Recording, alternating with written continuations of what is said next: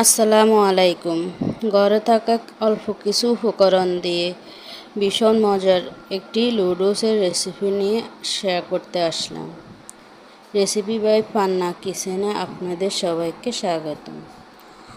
চলুন মূল রেসিপিতে আপনাদেরকে নিয়ে যাই। প্রথমে 2টা আলু নিয়েছি, আলুগুলো খোসা ছাড়িয়ে নিয়েছি। 2টা পেঁয়াজ, ওটাকেও খোসা ছাড়িয়ে নিয়েছি। আর নিলাম বড় একটি টমেটো, নিলাম 4-5টির মতো কাঁচামরিচ নিয়ে এগুলো সব কিউব করে কেটে নিচ্ছি। আর আপনাদের কাছে একটা রিকোয়েস্ট, অবশ্যই ফুল ভিডিওটা দেখে যাবেন।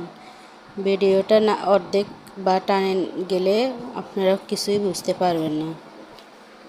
তো সবগুলো পেঁয়াজ কাঁচামরিচ কাটা হয়ে গেলে এবার টমেটোগুলো কেটে নিচ্ছি। এবার পাতলা করে আলুগুলো সুন্দর করে কুচিয়ে নিচ্ছি। কুচানো হয়ে গেলে সবগুলো এবার 4 প্যাকেটের একটা ম্যাগি নুডলস নিয়ে 3 প্যাকেট ম্যাগি নুডলস নিয়ে নিচ্ছি। ম্যাগি নুডলসগুলো নিয়ে এবার মধ্যখান থেকে একটু ভেঙে দিচ্ছি। মানে আমি প্যাকেটগুলো এখান থেকে খুলে নিয়ে যাচ্ছি আপনাদেরকে দেখানোর জন্য। আমি এগুলা কিন্তু গুঁড়া গুঁড়া করতেছি না, আবার আস্তেও রাখতেছি না, মধ্যখান থেকে একটু ভেঙে নিয়েছি।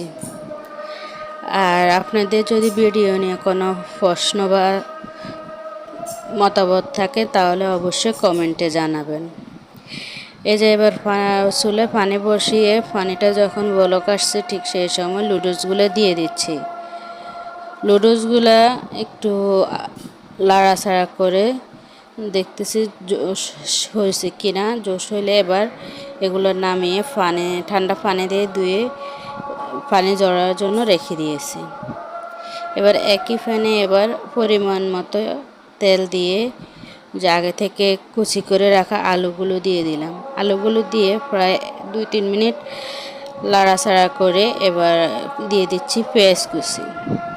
পেঁয়াজ কুচিও 1-2 মিনিট লাড়াচাড়া করে একটা ঢাকনা দিয়ে ঢেকে দিলাম যেন আলুটা ভালো মতো জোশ হয়ে আসে। যখন আলুটা প্রায় 90% সিদ্ধ হয়েছে ঠিক সেই সময় দিয়ে দিলাম আগে থেকে কুচানো টমেটোগুলো 1-2 মিনিট লাড়াচাড়া করে আবারও দিয়ে দিলাম কাঁচামরিচ কুচিও একটু লাড়াচাড়া করে দিয়ে দিলাম লবণ পরিমাণ মতো। এখানে শুধু আলু, টমেটো, কাঁচামরিচের জন্য লবণটা দেওয়া হয়েছে।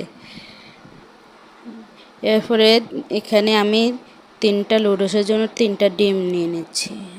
ডিমটা আপনাদের পরিমাণ মতো দিয়ে দিবেন। আমি এখানে 3টা ডিম দিলাম।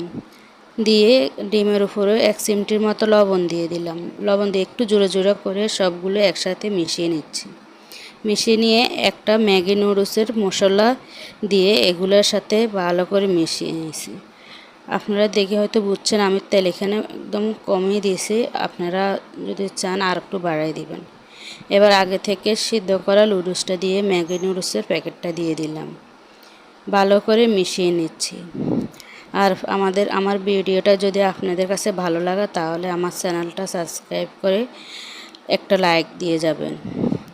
আর সাথে বেল বাটনটাও অন করে দিবেন যেন আমি যে কোনো ভিডিও ছাড়ার সাথে সাথে আপনাদের কাছে পৌঁছে যায়। আপনাদের সাথে কথা বলতে বলতে আমার ম্যাগি নুডলসটা আলহামদুলিল্লাহ তৈরি হয়ে গেছে। এবার পরিবেশন করে আপনাদের দেখিয়ে দিচ্ছি নুডলসটা আসলে কেমন হয়েছে।